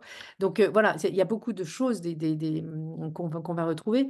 Et donc dans ce livre, j'ai beaucoup travaillé sur, en fait, le retour d'un brahmane, qui revient 7 ans plus tard, dans une Inde, donc qui serait peut-être celle de Modi, en l'occurrence, qui est une Inde qui est confrontée à des défis majeurs, donc Bombay, défis environnementaux, défis de la violence urbaine aussi, puisque arrivent des formes de milices qu'il ne connaît pas, des violences, qu'il ne connaissait pas, ou en tout cas avec lesquelles il n'avait pas frayé avant. Et lui va se retrouver, ce héros, en face de ces violences-là, en même temps que son passé, en fait, au fur et à mesure, va s'expliquer, hein. Il est parti rapidement de Bombay, sur un trauma. Et donc, ces fractures urbaines entre le Bombay par-ci, superbe, riche, de l'autre côté, le Bombay des slums, le Bombay des déchargés, on va dire, lui va le prendre, d'autant plus que finalement, les sociabilités du slum vont lui permettre, d'aller beaucoup plus loin quelque part que les violences, à l'intérieur même des quartiers riches. Et dans l'histoire, en fait, les femmes sont les personnages, même si c'est pas le héros principal, qui est un homme, qui doute beaucoup, sont les femmes les personnages forts du livre, qui sont, tout le temps devant des choix très forts, et qui, elles aussi, voilà, au fur et à mesure, se sont exprimées au fur et à mesure que la ville grandissait, hein. Je vais Donc, devoir vous voilà. couper parce qu'on arrive à bientôt à la fin et qu'il faut qu'on parle de quelque chose que vous avez évoqué, c'est l'environnement. Mmh. L'environnement, vous avez parlé aussi des déchets. On a une spectatrice qui nous parle aussi des smart cities. Moi, j'aimerais savoir comment, et rapidement, comment les villes indiennes s'adaptent du coup au réchauffement climatique, au changement climatique. Est-ce que la société civile transforme aussi son environnement, l'améliore? Parce qu'on a compris par vos interventions que la vie urbaine est quand même assez intense et peut-être assez dure. Commençons peut-être par Kamala, vous avez travaillé sur les smart cities. Est-ce que l'environnement est pris en compte dans les smart cities? Ah ben oui, oui, oui, c'est, l'une des conditions importantes des Smart Cities, hein. Smart Cities, c'est un programme qui a démarré il y a 10 ans suite au programme, de Manmohan Singh déjà en 2005 et justement, une Smart City, au départ, c'est justement, on les voit là, les 100 Smart Cities, hein, le programme se termine l'année prochaine, enfin cette année, juin 2024, hein. Donc c'est quoi la Smart City, hein? Ça combine à la fois l'innovation technologique avec des solutions dites durables, hein, pour créer des environnements urbains plus Est-ce que efficaces, ça marche? durables et accès. Alors, est-ce que ça marche? Oui et non, hein, j'ai envie Mmh. de dire. Euh, Hyderabad, par exemple, elle n'est pas dans la liste, hein, vous le voyez, elle n'est pas sur la carte parce que Chandra Babu Naidoo, déjà dès les années 90, avait une vision pour Hyderabad. Et effectivement, on a déjà, en termes de mobilité, un métro avec 3 lignes de métro. On a des espaces verts. C'est l'une des villes qui a le plus d'espaces verts, hein, Hyderabad, par exemple. Et ils essayent aussi de consolider ça. Par contre, si on prend le cas de Pondichéry, hein, où on voit effectivement qu'il y a eu un programme Smart City. Et ça consiste en quoi, un programme de Smart City? C'est tout simplement sélectionner, en fait, une partie, c'est quelques quartiers, hein. C'est toujours, on croit que ça concerne toujours toute la ville, mais non, ça concerne que quelques quartiers et souvent les quartiers privilégiés au départ. C'est ça un peu le paradoxe, hein. Par Mmh. exemple, Pondichéry, ça couvre quelques quartiers et c'est développé selon un modèle de développement, hein, comme vous le voyez sur l'image, avec à peu près, et le coût total, c'est que c'était quand même 223 millions de dollars. Et Mais le coût c'est en pour soi, faire quoi? Est-ce qu'on y développe moi je parle ça de ça dans mon métier, d'une ville post-carbone. Est-ce qu'on parle de ça, de nouvelles mobilités, peut-être plus durables ah oui, il y ou est-ce avait qu'on un est resté très projet. technologie? Ouais. Oui, oui, il y avait un projet sur les mobilités, puisque c'est l'une de mes thématiques de recherche actuellement. Mmh. Il était prévu justement vous voyez sur le schéma en bas, il y a toute une partie piéton qui devait être, c'est cette partie, ce fameux quartier colonial avec des noms encore français, François Martin, Suffren, Surcouf, etc. Il était prévu que tout ça soit piétonnisé, par exemple, hein. Donc Mmh. ça, c'est un objectif, de faire en sorte qu'il y ait des bus aussi, parce qu'à l'intérieur de Pondichéry, il n'y a que le lobby des autorickshaws qui fait qu'on n'a pas de transport, il n'y a que des transports personnels. 40, Mmh. c'est impressionnant le nombre de gens qui, en fait, ont des 2 roues motorisées dans ces petites villes, hein. Ouais. Donc on n'a pas finalement, c'est ça qui est à l'inverse d'Hyderabad, qui est une mégapole, on voit que c'est plus facile de bon, j'ai été à Bangalore, c'est déjà différent, hein, c'est déjà plus Et compliqué, mais les métros sont pas terminés et donc et les le on cofinanceur. arrive vraiment à la fin. J'ai juste une Ah petite ouais? question très rapide, Ouais. sur la mobilité durable, le vélo. Est-ce Alors le qu'on vélo, pratique toujours le vélo en Inde? J'ai pu voir quand j'étais petit, mais j'ai l'impression que ça n'existe plus. ouais, à Pondichéry, on est très, très rare à pratiquer le vélo aujourd'hui Ouais, et j'espère que ça reviendra. C'est une toute petite ville, donc il faudrait privilégier un peu ce vélo comme c'était le cas avant, hein. Donc forcément, mais on préfère, comme disait Emmanuel tout à l'heure, on préfère se déplacer plus rapidement, avoir un 2 roues motorisé ou une voiture dans les plus grandes métropoles, quoi. Donc ça, mais l'objectif, c'était aussi ça, de faire en sorte à Tchéné, il y a, à Hyderabad aussi, j'ai vu des stations de vélo à chaque fois où on peut se déplacer en vélo. Ça existe, mais le temps que les gens se réapproprient, comme disait Emmanuel, effectivement, ses collègues que j'ai pu rencontrer aiment marcher, aiment prendre le vélo, etc. Mais la jeunesse n'est pas très, ouais, n'est pas encore très branché, je dirais, mobilité douce et durable, hein, donc peut-être que ça évoluera, mais en tout ouais. cas, la prise de conscience, c'est plutôt des cinquantenaires, je dirais. Voilà. On aura l'occasion peut-être de revenir pendant les échanges. Je vais me permettre de conclure. Mais merci à vous 3 pour vos interventions. Moi, j'ai toujours une image de la ville indienne qui est plurielle entre les réalités d'Aravi ou peut-être de la ville de Bangalore. J'ai cette impression aussi que la population, la jeunesse indienne évolue vers des modèles aussi qui sont sans doute étrangers. Les tours en verre, on parlait de la voiture individuelle, peut-être du scooter, des vêtements aussi, de la mode. En tout cas, c'était fort intéressant je propose à notre auditoire de commencer à poser des questions sur le chat. Et on peut commencer. Bon, alors, il y avait une question justement sur le développement des smart cities. mais avec le programme de Modi. Alors, bonjour à tous, où en est le développement des smart cities? Donc, comme tu disais, Kamala, ça vient à sa fin. Et dans le programme de Modi, est-ce que Modi a un plan urbain pour, c'est vrai que c'est une question intéressante.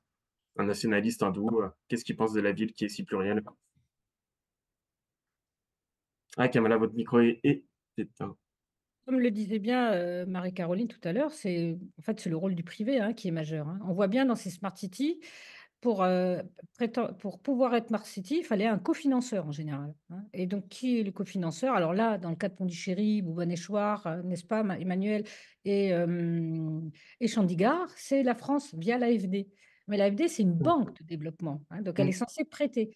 Donc elle prête, mais sans auc enfin, je suis un peu dure de dire ça, mais sans aucun regard. L'AFD, ça me dépasse complètement. Donc là, ça n'a pas été, encore un franc succès. On verra d'ici quelques mois, hein, j'en sais rien, peut-être que ça va changer, parce que le projet n'était pas si mauvais, hein. Donc, mais il y a d'autres villes apparemment où il y a des success stories, mais je ne les connais pas vraiment. Donc voilà, donc il faudrait peut-être voir d'autres villes Mmh. d'après les journaux, mais là, je n'ai pas vu encore d'article scientifique qui faisait un peu le bilan. On aura un bilan, je pense, ces prochaines années, enfin, prochains mois, en tout cas. Et les élections, arrivant à grands pas en Inde, on n'a pas de programme qui se distingue, sur la vie en ville. Je pouvais penser à, un des plans de Modi, lors de la dernière élection, sa première élection, des toilettes pour tous, Ah oui, par ça c'est exemple. vrai, hein, Est-ce qu'il y a des programmes encore ou des slogans assez forts comme ça qui sortent? Ou peut-être de l'opposition aussi? alors, c'est vrai que là, on a c'est vrai que ces Ouais. 10 dernières années, dans le premier mandat, effectivement, il avait mis en avant les toilettes, la carte Aadhaar pour tous, et cetera.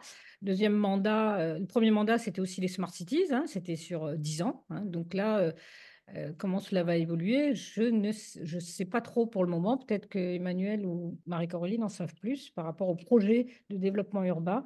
En tout cas, on est sur la lancée, en Projet tout cas. politique, hein, Projet c'est politique, on est sur, je pense qu'on ira, beaucoup plus, il ira encore plus loin dans ce partenariat public-privé, avec un rôle ouais, massif privé. Voilà, ouais. c'est comme ça que je Ouais, vois ça les rassure. En tant qu'urbaniste, je suis pas très rassuré. On a une question assez intéressante qui revient sur peut-être la ville temple, la ville culturelle. Comment caractériser Varanasi, l'ancienne Bénarès pour l'auditoire français? Non seulement par rapport à sa sociabilité particulière en tant que ville sacrée de pèlerinage, mais aussi l'écologie autour du Gange. Est-ce que Marie-Caroline, peut-être, tu peux répondre à cette question, toi qui connais aussi beaucoup de facettes de l'Inde? Je Ou je je te je tends ou je connais te mal. tends un piège, attention. Ah oui, c'est un piège. Je connais mal Non. Bénarès, même si j'y suis passée, plusieurs fois, bien sûr, et que voilà, mais à nouveau, Bénarès est complètement spécifique. Il y a eu énormément, alors moi, j'ai travaillé notamment sur les DOM, hein, qui sont les travailleurs, mortuaires, en fait, ceux qui s'occupent des crémations. Puisque la majorité, enfin, l'ensemble de mon travail porte sur les très, très basses castes, donc voilà, typiquement.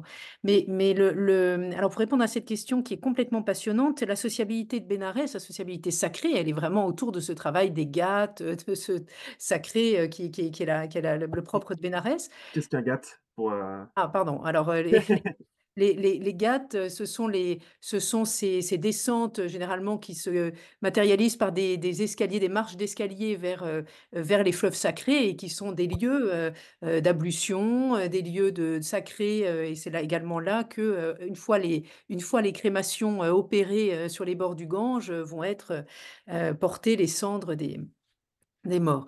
Donc, il y a évidemment énormément de problématiques, enfin, c'est une ville qui a été très étudiée autour de ces sociabilités et qui fait l'objet, là aussi, d'énormément de pressions, alors qui viennent de toutes parts.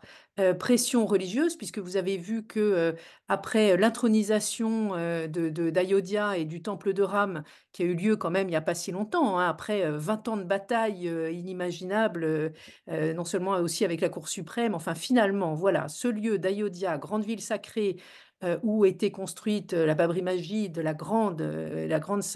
des grandes, grandes mosquées, eh bien, cette mosquée ayant été détruite, en 92 à main nue, vous quand même le rappeler, c'est pas rien. Elle revient aux hindous puisqu'elle est, elle constituerait, selon les nationalistes hindous, hein, le lieu de naissance de Ram. Eh bien, plusieurs grandes mosquées, dont celle de Bénarès d'ailleurs, commencent à être, elles aussi, dans le rouage. Pour la question environnementale, il est évident que la pollution du Gange, qui a été mesurée 1000 fois, entre complètement en contradiction avec tout le sacré qui est autour de ce fleuve. C'est le fleuve qui est un symbole de pureté hindoue, religieuse, et qui en même temps, on le sait, est un lieu les plus pollués, d'accord. Donc là, il y a aussi énormément de réflexions entre les agendas très différents, voilà. Et puis, il y a toute cette question des sociabilités dans un espace qui est très particulier, puisque comme vous le savez, pour ceux qui les ont pratiqués, aller au Ghat, en fait, c'est à nouveau traverser des petites ruelles qui en fait exercent enfin, ces Ghats et ces manifestations et cette foule religieuse exercent une très forte pression sur des lieux historiques qui ne sont pas faits pour les contenir. Et donc, il y a eu beaucoup, beaucoup aussi de réflexions sur le tourisme à Bénarès, sur comment on pouvait finalement arriver à développer Bénarès sans qu'elle craque, sans qu'elle donne lieu à des morts par piétinement, sans que, etc. Donc, j'ai envie de dire, ce qui est passionnant à Bénarès aujourd'hui pour la comprendre, elle reste d'une incroyable beauté et inspiration, cette ville, mais c'est comment tous les agendas viennent se conflictualiser dans ce qui reste une des très grandes villes religieuses de l'Inde. Voilà, je ne sais pas si je réponds à la question, mais c'est vrai qu'on le sent aussi quand on est à Bénarès. Ouais, c'est un point de vue intéressant. J'en profite aussi pour poser une question qui n'était pas vraiment dans le développement encore, mais c'était peut-être que ça va ensemble. C'est quelle est la prise en compte de la société civile, de l'environnement, de l'écologie? Est-ce qu'il y a des micro-interventions en Inde, peut-être à Bénarès, à Pune, à Delhi? Pas des micros, hein. Il y a des très Ah, grands personnages de défense de l'environnement. Enfin, il y a des très fortes voix. En France, qu'on entend jusqu'en France, pardon, enfin, il y a vraiment des grandes personnalités. La société civile est souvent très mobilisée. Alors à Bombay, il y a aussi, et je reviens sur la ville que je connais un petit peu plus, il y a souvent un très fort attachement à ce que Bombay représente. Bombay, on l'a dit peut-être, mais très rapidement, ça reste un lieu où l'écologie avait beaucoup de sens. C'est un lieu où il y a une diversité au départ sur ces îlots rattachés qui est tout à fait particulière et très spécifique, hein. Les mangroves de Bombay sont connues. Le rôle de ces palétuviers pour permettre à ces reclaimed land, donc ces terres prises sur la mer, d'être stabilisées, il est important. Et c'est vrai qu'il y a un enjeu monumental aujourd'hui autour eh bien, de la destruction par bétonisation, j'ai envie de dire, de tous ces territoires. Ou bien alors ça, je crois que c'est Emmanuel qui pourrait vraiment développer ça très bien. C'est-à-dire que il y a d'un côté toute une partie de la société civile qui se mobilise pour maintenir ce qu'on peut encore maintenir dans ces villes, et puis de l'autre côté, les appétits féroces des promoteurs immobiliers, mais aussi quelquefois des politiques, hein. Il faut voir ce qui est devenu, mais en quelques années, la côte de Bombay, avec des statuts inimaginables, des routes, voilà, qui traversent la mer, enfin, et en même temps, là, on a voilà, des projets faramineux qui sont aussi des projets vitrines, hein, il faut voir ça, qui détruisent très vite l'environnement, mais on voit aussi une population qui se mobilise très fortement.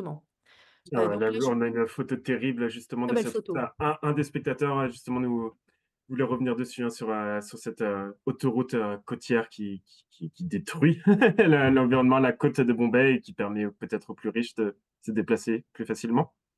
Euh, Si quelqu'un veut répondre à ça, on a quelques questions aussi sur la pratique du vélo en Inde. Peut-être pour Emmanuel, qui voit ces jeunes étudiants.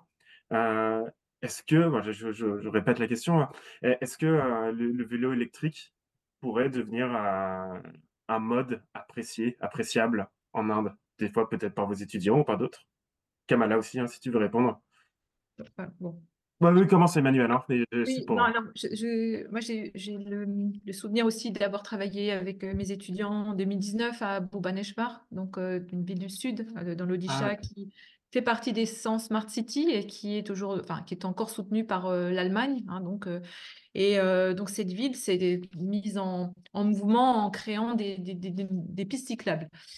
Bon, D'accord. c'était pas très bien réalisé. Il y avait beaucoup enfin, c'était pas vraiment convaincant. Et les vélos, finalement, continuaient à rouler sur la route. Donc ça, c'est juste un exemple. C'est-à-dire que je pense que pour que le vélo se développe, c'est comme en France et comme partout en Europe, quand le vélo est revenu prendre sa place, on va dire là où la voiture est devenue dominante, il faut effectivement sécuriser les parcours. Et puis effectivement, la question de la pollution de l'air est un vrai souci. C'est-à-dire que c'est un cercle vicieux. C'est-à-dire que quand on a laissé la voiture prendre autant de place en Inde, elle pollue donc ces espaces publics et pédaler devient toxique, hein. Donc on voit souvent, notamment à Delhi, donc les conducteurs de deux roues ou d'autorickshaw être masqués. Et je Mm. pense que, par contre, j'ai juste envie voilà, d'être quand même optimiste. J'ai vu en novembre à Mumbai des cyclistes, je dirais, qui ressemblent aux cyclistes européens, voilà, pédaler dans la ville. Et apparemment, c'est un phénomène qui s'est mis en place au moment du Covid et du Oui, confinement. Et que cette habitude qui a aussi pris un peu voilà, le pas sur l'automobile à Paris, eh bien, s'est mise en place à Mumbai. Donc, moi, j'ai envie d'être optimiste, euh, mais effectivement, c'est complexe, quoi, hein, mais ouais. il n'y a pas de Et c'est raison. ouais. Et c'est intéressant aussi, peut-être, faut penser à ce que disait Kamala sur la centaine de villes millionnaires en Inde. Peut-être que c'est des plus petites villes qui peuvent accueillir un réseau cyclable à condition peut-être bien conçue. Kamala, vous vouliez ajouter peut-être quelque chose sur Oui, le vélo?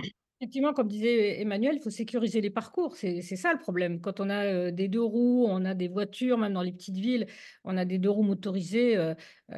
S'il n'y a pas de sécurisation des parcours, et on sait que l'Inde c'est le pays où il y a le plus d'accidents de piétons, hein, sur Oui, la route. Et ça, c'est quand même un gros problème. Alors le vélo, même on en a... milieu urbain aussi, hein, les Ah oui, piétons sont. oui, oui, Ouais, les ouais. piétons, parce qu'il n'y a plus de Enfin, j'ai fait mine trottoir. d'être très étonné, mais Il n'y a pas de trottoir, sauf dans certaines métropoles, mais à Chennai aussi, ça se développe beaucoup, le vélo, hein, aussi, il y a des ouais. projets. C'est la société civile, hein, la société civile a un rôle extrêmement important en Inde, hein. Je l'ai vu à Hyderabad avec la rénovation des tanks. Il faut savoir, par exemple, dans la récupération aussi des déchets, l'Inde est quand même une championne, hein, depuis des décennies, hein. Donc, on a vu à Hyderabad, c'est le cas. Parce qu'on est en train de travailler sur une comparaison Bordeaux-Hyderabad et on se rend compte qu'en fait, les Indiens produisent beaucoup moins de déchets par habitant, par exemple, que nous en France, hein. Il y a pas photo, hein. Pareil pour l'eau, la gestion de l'eau, comment on a des tanks dans le sud qui datent d'avant la colonisation. Et il y a une volonté de restaurer justement ces tanks, hein. Donc, il y a de très Donc, beaux on parle des réservoirs urbains. oui, des Ouais. réservoirs d'eau urbains, voilà, qui peuvent effectivement alimenter certaines villes en eau potable et pas ce qu'a voulu faire l'AFD à Pondichéry, comme aller pomper dans les zones agricoles pour alimenter la ville de Mm. Pondichéry en eau potable. Là, c'était vraiment, heureusement, on s'est battu pour que ça ne se fasse pas, mais l'AFD, pour Ouais. c'est en stand-by, je ne sais pas où, ce que ça va devenir. Voilà, donc il y a quand même grâce à la société civile. Ouais. Il y Mais a c'est une quelque place. chose qui revient quand même assez souvent. J'ai l'impression qu'en Inde, peut-être que je parle trop, je pense comme un urbaniste, mais que les pouvoirs publics sont très peu présents dans la fabrique de la ville, qu'on a à la fois le privé, donc les promoteurs, mais aussi la société civile qui intervient énormément. C'est vraiment la sécurité de la ville indienne. Est-ce que, euh, est-ce que c'est justement ces prises d'intérêt qui sont peut-être des fois antinomiques ne conduisent pas la ville à être de plus en plus anarchique? Je une question comme ça, mal préparée. Ou est-ce que finalement, c'est cette société civile ou c'est privé qui permettent à la ville de se tenir encore, de se tenir debout? Si on prenait en compte justement les volontés de la société civile, hein, au départ, les smart cities, au départ, on demandait l'avis des populations, hein. Pour le cas de Pondichéry, ce qu'ils voulaient, effectivement, il fallait, avec Internet, quand même, l'Inde, c'est presque 1 milliard de gens qui utilisent Internet aujourd'hui, donc ce n'était pas un problème, à part les pauvres, bien sûr, les plus marginalisés, mais je veux dire, il y avait quand même une volonté de la société civile de faire évoluer les choses, hein. Donc, enfin, je pense qu'il y a un travail encore énorme de la part. Mais il faut aussi faire en sorte de, de sécuriser tout cela, de pouvoir. On va pas prendre du. Comme me disait quelqu'un, mais tu as vu, il fait tellement chaud en Inde. À partir de mars, par exemple, pour le sud, jusqu'à septembre, il fait une chaleur à 40 ressentie. Les gens, ils veulent pas prendre le vélo. Il y a ça Ouais. aussi. c'est aussi le problème. Je m'attendais pas du tout à cette réponse, mais voilà, ça a été, c'est souvent, donc on préfère, peut-être que le J'espère que vélo ça répond à la question d'un de nos spectateurs, du coup, sur ouais. le vélo aussi, Alors sur toutes peut-être ces le vélo situations. électrique pourrait être une solution, sauf que l'électricité, il faut en avoir aussi, hein. Quand on sait toutes les coupures de courant qu'il y a, hein, aujourd'hui, hein, même Ouais, s'il y a des systèmes, qui permettent de réalimenter automatiquement dans toutes les maisons, on a ça aujourd'hui, hein, pour pouvoir se réalimenter en électricité quand il y a des coupures de courant, hein. On a à ce niveau-là, l'Inde a fait beaucoup de progrès, hein, il y a beaucoup d'innovations. Mais il faut de l'électricité, c'est 1,4 ouais, milliard d'habitants quand même, hein, donc ouais, bah, c'est compliqué quand on sait comment on fabrique de l'électricité. Certes, il y a des centrales nucléaires en Inde, mais il y a eu quand même beaucoup de mouvements contre ces centrales, hein, des EPR et cetera, hein, donc voilà, donc c'est pas évident en fait, ouais. hein. Bon, j'ai repassé à d'autres questions. Je suis désolé pour Monsieur André. On nous demande s'il y a tout d'abord des ouvrages sur les villages de pêcheurs colliers, sur la Kollivada de Bombay, s'ils sont traduits en français, si vous avez des recommandations de lecture, et aussi si l'ouvrage de Marie-Caroline sur Dharavi est traduit en français. Est-ce qu'on peut se le procurer? Est-ce qu'on peut le lire? Ou peut-être des extraits en ligne? Alors, Village Colli, il y a maintenant des études, mais il y a un livre, une monographie qui a été écrite en anglais dans les années oh là là, 60, que je vais aller vous chercher pour vous redonner le nom, qui est un ouvrage d'anthropologie indienne qui est passionnant, foisonnant, mais donc c'est un autre Bombay. Je vais vous donner le titre, le nom de l'auteur tout de suite. Dont sur lequel j'avais travaillé évidemment quand je travaillais sur cette première monographie d'Aravi. Alors en 2002, Intouchable Bombay est en fait une première monographie en français sur Dharavi sortie au CNRS. Et puis ensuite, 10 ans plus tard, Dharavi en anglais reprend 10 ans plus tard la suite avec les redéveloppements urbains et la pression urbaine, notamment sur Bombay, et politique d'ailleurs. Et puis donc 2023, ce roman, cette fois-ci, c'est un roman anthropologique, bien en français, je vous assure. Voilà. On Qui mettra les lui, cette références sur le fois-ci, site, hein. voilà, est un peu plus facile à lire. C'est l'idée avec enfin, il y a vraiment un plot. Et est-ce que, alors, sans peut-être piège, mais est-ce que vous auriez peut-être un film à conseiller Mmh. sur Dharavi ou peut-être sur les villages de pêcheurs? Marie-Colline et Emmanuel? Alors écoutez, il y a eu 1000 films, 1000 films sur Dharavi, des Ah oui, films hollywoodiens, des films sur ah oui, il y a énormément de films. Et puis il y a certains films qu'on connaît tous, hein. On a tous vu, Slumdog Millionnaire, mmh, qui commence à un moment, Dharavi est très bien filmé, là où il y a l'attaque initiale, c'est dans un des tanks. Donc Kamala parlait des tanks, donc un des réservoirs d'eau de Dharavi, on le voit très bien où il est situé.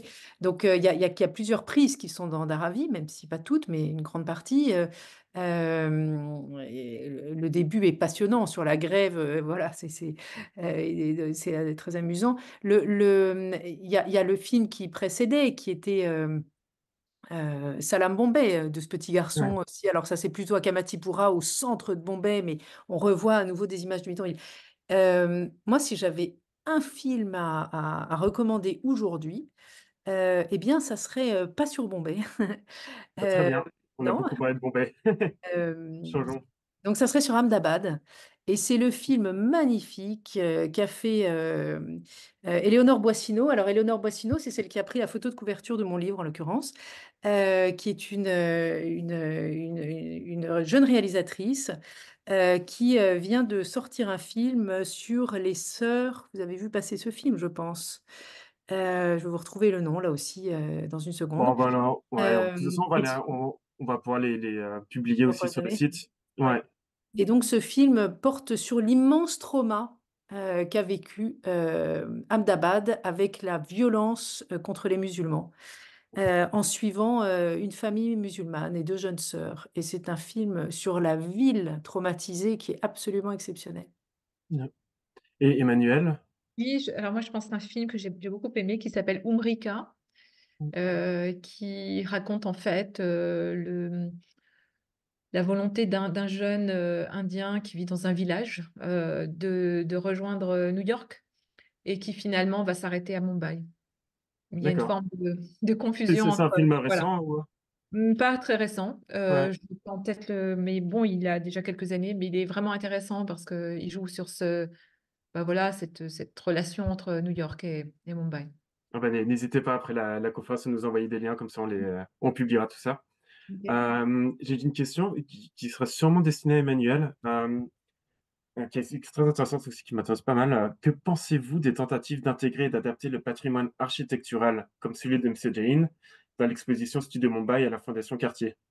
Adapter le patrimoine architectural, adapter la ville, pour plein de raisons, alors qui peuvent être sociologiques, mais peut-être aussi climatiques.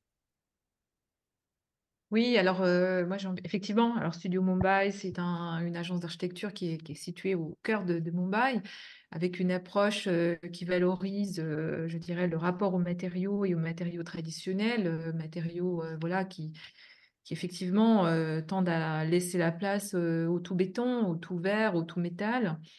Je dirais que l'approche de Bijo Jain donc, est une approche extrêmement sensible, voire artistique, qui valorise le travail des artisans. Et je pense que cette direction nous parle beaucoup aujourd'hui, notamment aussi en France, en Europe. Je me souviens d'avoir vu une exposition Arc en rêve il y a quelques années qui mettait vraiment en avant toute cette qualité architecturale. Je dirais que malheureusement, c'est peut-être aujourd'hui bah, une production à la marge qui n'est pas dominante, hein, évidemment, face à l'efficacité du béton Mmh. qui est propulsé maintenant avec des pompes à 200 mètres d'altitude sans trop de difficulté, avec des coffrages 3D qui rendent, je dirais, le dispositif du tout béton extrêmement efficace. Enfin, nous, on l'a visité, quoi. On est assez impressionné par les technologies qui sont apportées d'Europe hein, ou des États-Unis. Bah voilà, j'ai envie de dire, c'est un contre-pied, évidemment. On aimerait effectivement le voir plus souvent, notamment dans l'architecture contemporaine, mais c'est un vrai combat et je pense que mes collègues architectes ont du mal de faire passer ce message aussi, quoi. Mmh. On est ravis au moins que ça existe, qu'il y ait ces modèles-là. Et on peut Hem, penser aussi à, Auroville en Inde, hein. Auroville, quand même, il y a des modèles architecturaux mmh, fantastiques, hein. C'est, vraiment, assez unique, hein. Donc il y a une innovation, il y a une réflexion par rapport justement au changement climatique, on n'a pas forcément besoin de clim et cetera. Donc voilà, donc il y a des innovations aussi, à ce niveau-là, hein. ouais. Ça me fait penser aussi peut-être à l'architecture vernaculaire, indienne, Oui, enfin indienne, qui est plurielle, mais l'architecture tamoule aussi. On se sent bien dans une maison tamoule qui n'est pas oui, il fait pas branchée chaud. à ouais, Il qui est peut pas avec branchée le à la fameux climatisation. Tinet, Ouais, avec le fameux Tinet où on parle pendant des heures. Voilà, ouais. J'aimerais voilà, qui était peut-être adapté au climat. le nom d'une architecte à Bangalore qui s'appelle Chitra Viswanath. Depuis, depuis sa pratique avec la construction en terre. Mmh. Et voilà, j'ai eu la chance de la rencontrer 2 fois et c'est vraiment assez impressionnant de voir ce qu'elle fait. Et D'accord. effectivement, voilà, je pense qu'il y a des architectes qui travaillent beaucoup avec ces matériaux-là et qui ne lâchent pas, mais on sent bien que quantitativement, bah, ça pèse pas lourd Mmh. face voilà, à l'efficacité du béton. Ouais. J'ai une question très différente, peut-être pour, Marie-Caroline ou Kamala. Est-ce que la grande proximité obligée de familles de castes de très différents niveaux hiérarchiques réduit la force traditionnelle de cette hiérarchie? En fait, où en sont, les castes en Inde peut-être et en ville? Marie-Caroline pour commencer? Alors, ce qui est passionnant avec cette structure sociale qui est bien ancrée, hein, et puis on peut décider qu'on abolit, comme le fait la Constitution, les pratiques d'intouchabilité, on n'abolit pas une structure sociale. Donc, moi, je suis toujours amusée quand je vois les médias, qui font l'erreur magistrale, qui disent, que la caste n'existe plus en Inde. Non, c'est une structure sociale, mais ce qui est passionnant avec elle, c'est qu'elle est, plastique, elle est très multiforme. Elle s'est beaucoup redéfinie, on va dire, cette caste, au sens de jati peut-être, qui se définit, par, des formes d'endogamie, qui se définit aussi par une position dans la hiérarchie, religieuse hindoue, hein, et qui se définit aussi enfin qui pour certains avaient des traditions de métiers héréditaires, mais ça, on les retrouve de moins en moins, sauf peut-être aux extrêmes, hein. Peut-être, moi qui travaille sur les très basses castes, je retrouve ces «occupations» entre guillemets, ça c'est un anglicisme, ces travaux de caste héréditaires. qui sont d'ailleurs souvent des travaux artisans, enfin qu'on passe avec des travaux, des métiers qui se passent de père en fils. Mais donc, pour vous dire, la caste est aussi devenue, par exemple, un lieu de politisation, hein, où chaque caste a son intérêt, ou sur la grande échelle, par exemple, de la politique des quotas, puisque, comme vous savez, l'Inde a mis en place une politique de discrimination positive basée sur la caste, d'abord, l'appartenance de caste. Il y a très très peu aujourd'hui d'ouverture vers la question musulmane, vers la question du niveau de revenu. La question de la réservation positive, c'est basé sur la caste. Et donc, donc aujourd'hui, c'est plutôt intéressant d'appartenir à certaines basses castes, ça l'était pas, avant, avant l'indépendance du tout. Voilà, il y a une politisation de la caste à l'évidence. Il y a ce qu'on appelle la castéisation, hein, indienne, du coup, avec des formes de rigidité de ces castes. Au jour le jour, il est évident que dans une ville cosmopolite comme Bombay, on va plus regarder qui fait la cuisine et que, si c'est un intouchable, en général, on ne le sait pas. Encore que, dès que vous revenez à l'université, à la cantine de l'université, posez-vous la question de pourquoi il y a une table où on ne retrouve que des profs de très basse caste. Donc c'est ça qui est fascinant avec les castes, c'est-à-dire qu'elle réapparaît extrêmement fort sur certaines pratiques sociales et de sociabilité. Il est très, en général, on positionne assez vite la caste de quelqu'un, on le sait, hein, dans son nom, dans ses pratiques, etc. Il y a un côté dans la caste qui est tout à fait, qu'il faudrait désamorcer autour du stigmate de la caste, qui est juste que la caste, c'est d'abord le lieu d'appartenance, donc c'est d'abord un lieu de pratique alimentaire, de tradition et de pratique vestimentaire. Chaque caste a ses dieux du foyer, ses dieux du village, ses dieux de, etc. Donc il y a aussi ce côté passionnant, finalement, que c'est une mosaïque sociale, cette histoire de caste, mais la caste se redéfinit tout le temps. Et finalement, ce qui est passionnant aussi en Inde, c'est que ça s'accommode parfaitement de la modernité. C'est-à-dire que vous allez retrouver des formes voilà, de référence aux castes, même en dehors de l'Inde, évidemment, dans les mariages endogames. Allez sur le site shadi.com, c'est tout à fait fascinant. On n'ose plus trop parler des castes, donc on va commencer à parler des langues, on va commencer à parler d'autres choses. Mais on retrouvera toujours le groupe endogame. D'accord. Et ça se traduit aussi dans les villes, peut-être Ça se traduit ouais, évidemment dans les villes, là. Si vous voulez louer un quartier. appartement à Bombay, la question de la caste va s'immiscer là-dedans. Si vous voulez, si vous allez dans tel ou tel resto, bon, avec quelqu'un qui fait un peu attention à ça, ça peut se poser. Enfin, on vous dira, là, la cuisine est quand même excellente parce que, etc. Même si bien moins présente que dans les villages, où la caste dans les villages, en revanche, devient là, cette fois-ci, peut-être un fardeau terrifiant, c'est-à-dire peut-être Ouais. voilà, une limite qui empêche, qui interdit des formes de pratique, hein. La violence contre les Dalits dans les villages est extrême. Ne se retrouvent pas ou pas aussi violemment les violences de caste, par exemple, dans une grande ville, parce qu'il y a quand même un mélange, un brassage gigantesque. Mais bon, au niveau privé, par exemple, en petites interactions, la caste réapparaît très fort. Ah ouais. Non, c'est terrible d'écouter ça. Est-ce que C'est pas Kamala, terrible, ouais, c'est pas terrible, je trouve ça c'est la sociologie indienne. ouais, C'est Oui, pas du tout terrible. C'est très structuré. Les oui, mais non mais interrelations sont structurées comme elles sont structurées chez nous, mais sur des ouais, critères différents. sur des critères non mais différents. c'est ça un rappel aussi, voilà, de nos différences sociales. Peut-être Kamala pour finir aussi, est-ce que Dans les Chéri? dans les villages, c'est encore très prégnant, Ouais, de moins en moins dans les villes. C'est pour ça que moi, je dis que l'urbanisation, c'est quand même un vecteur de modernisation Mmh. ouais, sociale aussi. Tant Bien pour sûr. les femmes, que pour les castes. Effectivement, les castes, on s'est mélangé, on ne sait pas qui son voisin, il est de basse caste ou hors caste, et cetera.